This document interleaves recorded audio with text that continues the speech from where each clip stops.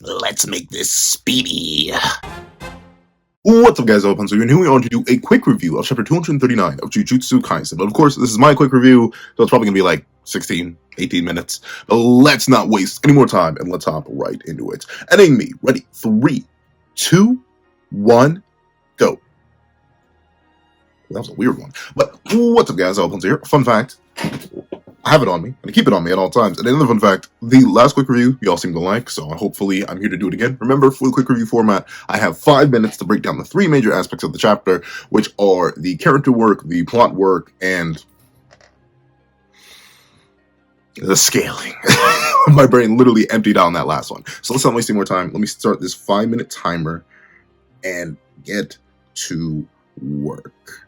Okay, the character work of chapter 239. It is admittedly, despite the natural unhappy reaction to this chapter, one of my favorite works, specifically for characterization and just the characters that appear in the chapter. Obviously, I don't care at all about this woman. She was literally a victim, like wholeheartedly and legitimately a victim, probably in the same way that Kaori Itadori was, just a victim. So she doesn't matter. But very specifically for the characterization of my man, my goat, my myth, the Chad King himself, the backshot beast, if you will, Kenjaku. I love Kenjaku. I don't want to say I've always loved Kenjaku, because admittedly, I only started to really like Kenjaku after his motivation was revealed. And even then, that was like an interest kind of thing. But then, like, he kept getting more and more scenes, and I really, really appreciate it. And once again, just reestablishing his motivation and the kind of personality he has for a creature that's literally multiple millennia old. I love it. Gege has some misses on his characterization, or at least his utilization of characters, but I don't think he's fumbled on Kenjaku just yet. Kenjaku has always been in a really good position, always been in a position that isn't the most dominant power-wise, which works for the type of character he is, yet at the same time, Gege is not afraid to show the sheer level of dominance through how he just styles on these random fodders. And ultimately, Kenny's just cooking this chapter. It's good to get him reestablished, it's good to get him brought back, and remember, this is the guy who I believe is the final villain, one way or another, whether it be through the betrayal of Sukuna or through the establishment of the merger. So the more screen time we get with him, the better. Another character I'm very happy to see, even though this is very clearly just a me thing. There's no man, there's no myth, there's no legend like Hazanoki. I don't know, obviously I'm a little bit mixed on his characterization in this chapter, because I didn't think he was this stupid. Like, dog, you should have known better. Like, him actively hunting down Kenjaku is literally just one of the stupidest things you can do. Like, I can't blame the girl at the start of the chapter for doing their due thing, because, you know, like, she didn't have a choice. Kenjaku, from the very start of the chapter, was legitimately hunting her down. Like, yeah, okay, you not being able to escape Kenjaku, that makes absolute sense. Let me not even give you any flack for that, because it's literally Big Daddy Jaku with 10 million balls swallowed right on down. But Hazanoki? I thought you were smarter than this. You were seemingly enough a smart enough character to know to team up during the Culling Games, but no, you decided to pull up on Kenny entirely alone and unprepared, hoping for the best, that people would just show up to back you up, when you know for an actual factual, because you're actually watching the stream on this phone that I guess Reggie bought for you, that the battle in Shinjuku is going on, and there are people likely in Shinjuku waiting to, you know, have help. Like, why didn't you go there? So Hazanoki's characterization on the logical front, dumb. Really dumb.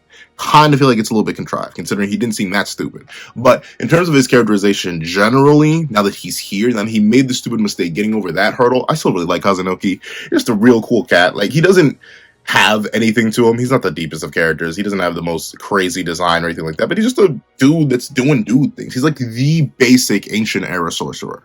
Like, obviously you have your monsters and your demons, like your Ryus, your Earls, your Yorozus. Then you have the less like apt or able ones, like your Reggies. But like Hazanoki just seems like that weird middle ground. Like, pro's relatively high level. We see he has RCT and stuff like that. He has a really relatively powerful curse technique in his detonating organs. Like, all that is cool and all, and I appreciate that. And him being jobbed here, once again, makes sense. Gege is a consistent use of the jobbing format, or a consistent user of it, so ultimately Hazanoki jobbing isn't necessary. Like, we literally had the entire Yuki and Choso and Tengen versus Kenjaku fight for jobbing. But hey, to continue the metric of what Kenjaku is doing, fine enough. Let's see, I got 1 minute and 10 left. Let's talk about the final character who shows up here. Hakodate. It is my man, the legend, the myth himself, Takaba. I love Takaba. Takaba is fantastic. It's weird. I know people, like, someone asked me, like, dude, why do you like Takaba so much that you hate Panda? And I was like, Takaba didn't do anything to my family, but Panda did. And honestly, I think it's just the commitment to the bit on Takaba. Like, he is pure comic relief. And that's why I want to see him go up against the Backshot Beast himself, because Kenny's a kind of funny character in of himself. But that ancient knowledge, especially one that has no idea of what Takaba's actually capable of, that's what I'm super duper excited to see. Very, very excited for that. Takaba doesn't get much screen time this chapter, but his lighthearted and playful nature is always appreciated. And I'm very interested to see how much he knows of his technique, if he knows anything at all, how he's going to interact with Kenjaku. There's so many interesting things that are up in the air, and I'm very, very excited to see Takaba get in the kitchen and have that wrist start a weapon. So for the characterization, outside of the stupid stuff in this chapter, I'll give it like a solid 3.5 out of 5. Maybe even a 4. I just don't like Hazunoki's stupid decisions and other players leaving the colony. Like that, wouldn't be like that. But let's see. Time's up. Let's move on. Stop it. Let's move on to the plot progression. Ironically enough, we actually went backwards in time during this chapter, because you can very specifically see that this is actually before the Kashimo fight, meaning that Sukuna and Higuruma have likely not yet landed, considering we see Hazunoki and Kenjaku immediately witness this fight. And admittedly, this is just a showcase of what we know for a fact has been happening. Like, remember, all the way back before the start of the Gojo versus Sukuna fight, it was told to us that, hey, Kenny's not going to be anywhere nearby. He's just probably going to be watching from afar. He's going to go collect some heads. He's going to go get his points up. He's going to go execute every single sorcerer so he can start the Binding Vow. And with that being the case, this is just that. This is not any new plot development necessarily. The only major plot development that really comes from this chapter is, I wouldn't even say the end of Hazunoki. Hazunoki's not that important of a character. Most people, upon seeing him, did not even recognize him. You know what the main plot development is. And that would have to be Takaba versus Kenjaku starting out. And not just for the fact that this is the next major battle that we're likely going to spend at least 1 or 2 chapters on. I mean, I'm hoping for like a whole full volume fight. That's just me though. But in terms of what actually is going to happen, it's probably going to be like maybe like 2 to 3 chapters. If Geigei's feeling generous, he may just off-screen it. Don't lie.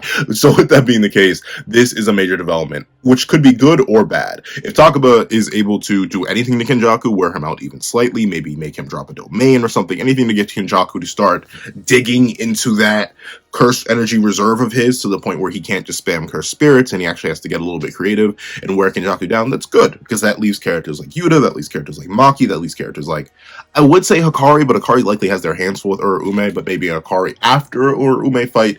Essentially, Takaba being the vanguard, unlike Hazunoki, actually makes sense here, because he can most likely wear Kenjaku down due to the mystery of him. Remember, Yuki gave Kenjaku such a high diff fight because Kenny didn't know what was going to happen with Yuki. He had literally no info on her. He has literally no info on Takaba, so this should be a very interesting battle. Only issue is Takaba showing up here may accidentally buff Kenny or accidentally start the merger. Because remember, Takaba's curse technique is involuntary.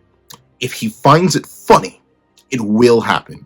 And Kenjaku, if he's able to determine that factor, even if he doesn't take Takaba's body, whether because he needs Kenjaku's body or he needs Geto's body for cursed spirit manipulation and the control of Tengen, or maybe the cursed spirit wouldn't transfer over properly if he were to take Takaba's body, either A, turning Takaba into a vengeful cursed spirit one way or another, and or simply gaslighting Takaba into finding something like the merger funny, especially considering we know that Kenjaku finds the potential results of the merger funny. This could be a fantastic plot development, or it could be a horrid plot development. However, I do think this fight legally, ironically enough, legally is mandated to happen for a little while, because Higuruma versus not Higuruma versus Itadori, but Higuruma and Itadori versus Sukuna has to take a little bit. Maybe.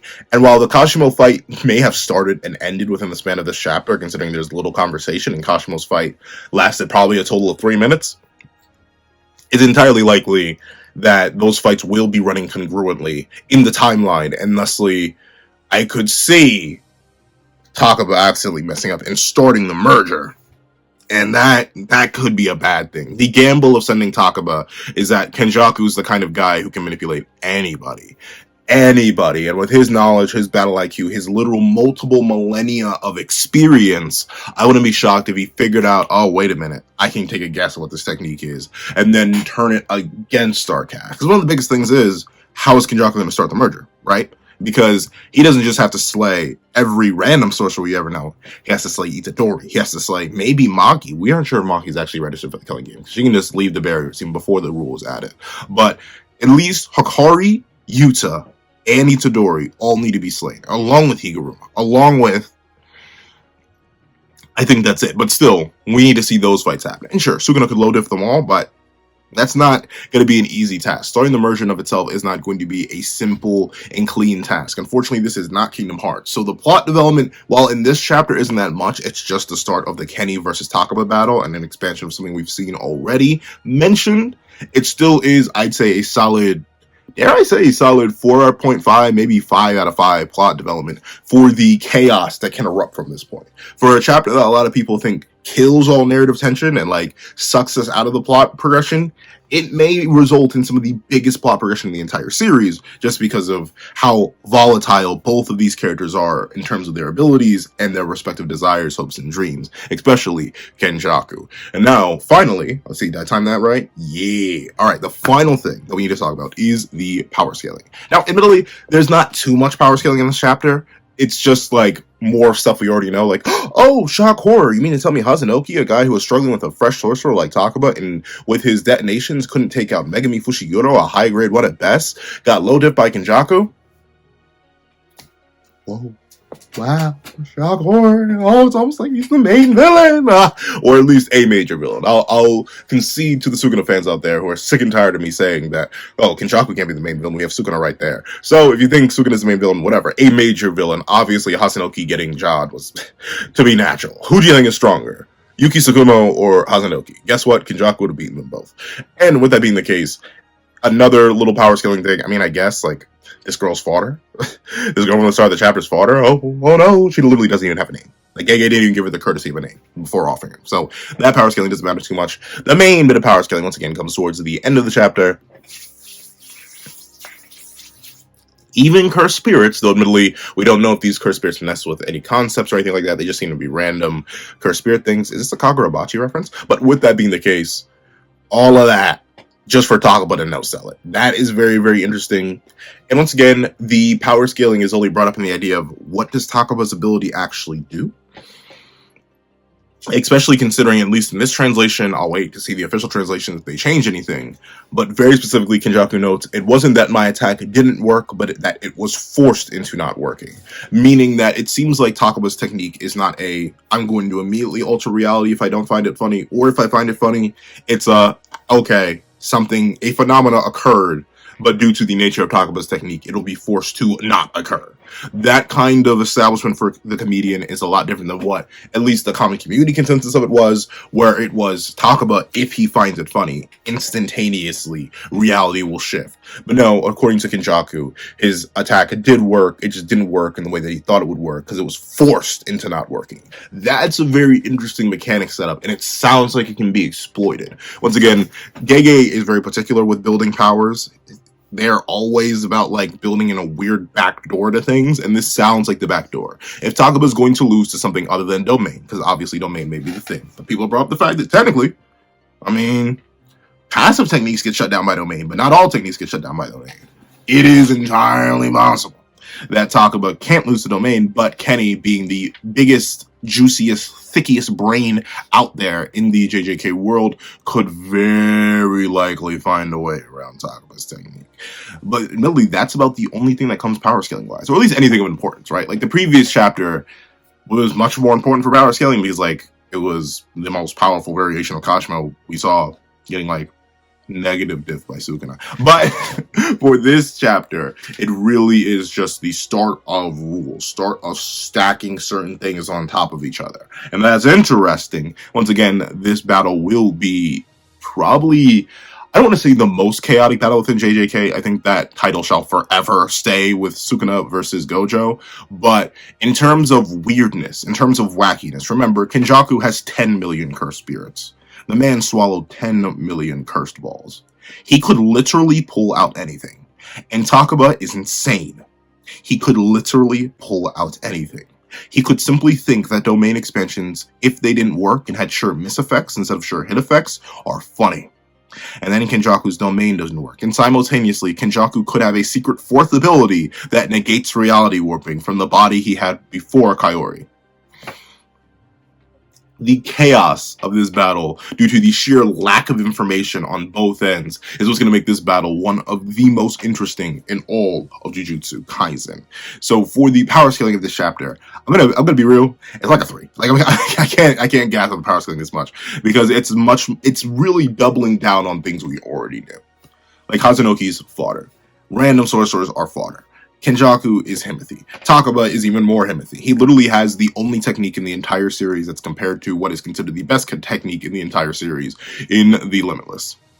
Obviously, the chapter is not telling us anything new, but it's setting up for a lot of very interesting things. So overall, with the characters getting a solid 4, I think, and then the plot progression getting a solid 4.5, that puts us to 8.5, and with this nice juicy 3 right there at the end, we happen to hit a nice and juicy 11.5 out of 15 for the chapter as a whole, and that just happens to fall under the worthy criteria. However, that is what I think. Here's what you guys think about the chapter in the comment section down below. Even all the way to the end of the video, please leave the cursed comedian in the comment section down below. I want to thank you guys so much for watching. Remember to like, share, comment, and subscribe, and make sure you hit that little notification bell so you do not miss out on any videos that come to the channel. Also, I do have a Patreon down below. You can support me for as low as $1 a month. Get things like exclusive videos, early content, and more. You also become a member of the channel for as low as $3 a month to get the same perks and more. Some of those perks include the live reaction to this very chapter. Now, I want to thank you guys so much for watching once again, and I hope you guys have a wonderful day. This is that guy with the pencil, writing off.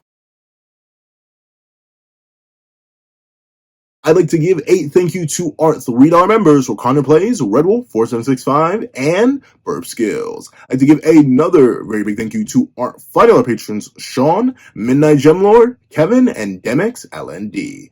And I'd like to give a fat, hefty thank you to our $10 patrons, Robbie Uchiha, Joaquin, and Idemokami. And I'd like to give another hefty, thank you to our $25 member, Alex Ice Rose. And another big fat scrumdiddlyumptious thank you to our $25 patrons, Igneal and Calvin Elder.